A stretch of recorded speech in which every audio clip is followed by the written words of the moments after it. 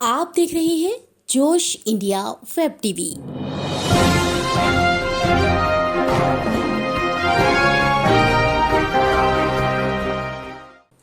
नमस्कार, आप देख रहे हैं जोश इंडिया वेब टीवी। देश दुनिया की तमाम बड़ी खबरों के साथ हर रोज की तरह मैं हूं गीता सक्सेना। आइए जान लेते हैं क्या है आज की हेडलाइंस। स्वतंत्रता दिवस पर पीएम मोदी ने राष्ट्र को किया संबोधित। कृषि एवं किसान कल्याण से जुड़ी अहम बातों पर की चर्चा।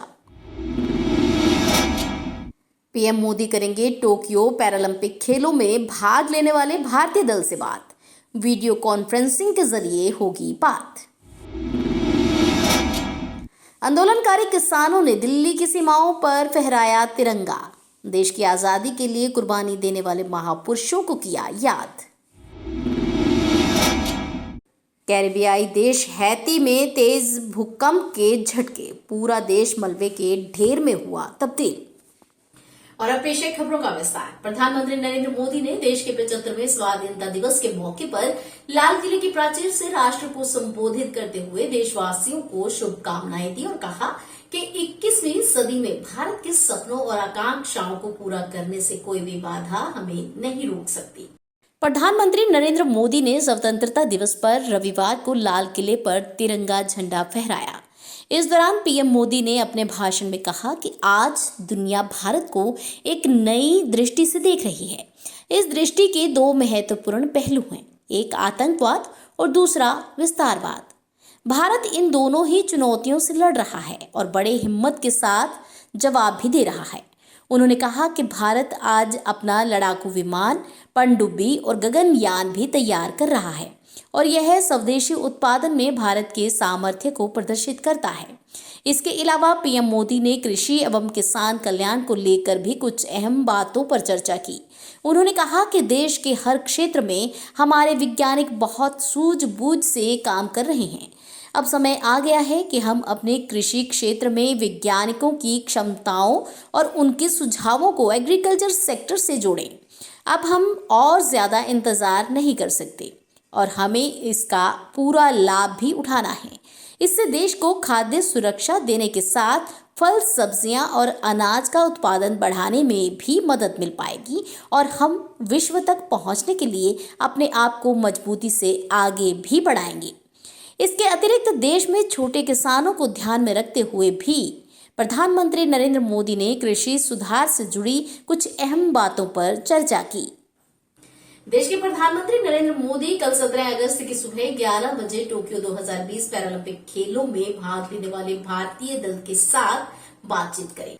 देश के प्रधानमंत्री नरेंद्र मोदी कल 17 अगस्त को सुबह 11 बजे टोक्यो 2020 पैरालंपिक खेलों में भाग लेने वाले भारतीय पैरा एथलीट दल के साथ बातचीत करेंगे।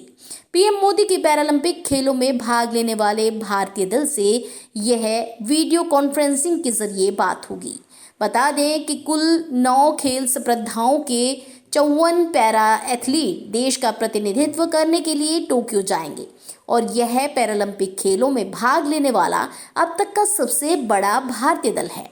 वीडियो कॉन्फ्रेंसिंग के जरिए होने वाली इस बातचीत के दौरान केंद्रीय खेल मंत्री अनुराग सिंह ठाकुर भी मौजूद रहेंगे।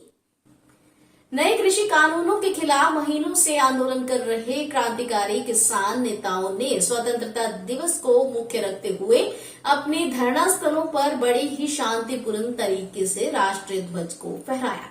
आंदोलनकारी किसानों का 15 अगस्त को दिल्ली की सीमा में प्रवेश करने का कोई इरादा नहीं था।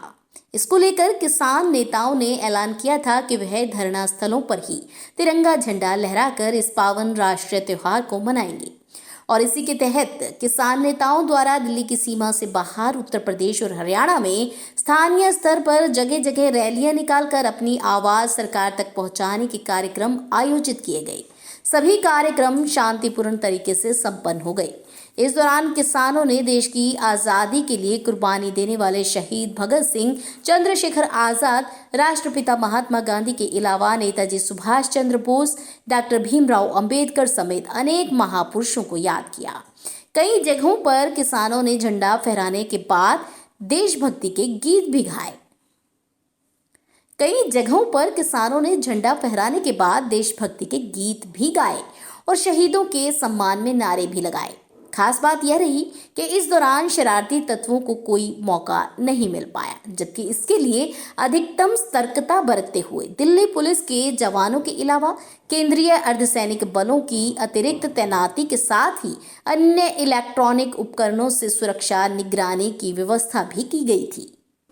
और उधर कैरेबियाई देश हैती में बीते दिन रविवार को आए भीषण भूकंप में 700 से ज्यादा लोग मारे गए हैं और 2000 से ज्यादा लोग घायल बताए जा रहे हैं। 7.2 की तीव्रता से आए इस भूकंप ने देश की तस्वीर को बदल कर रख दिया है।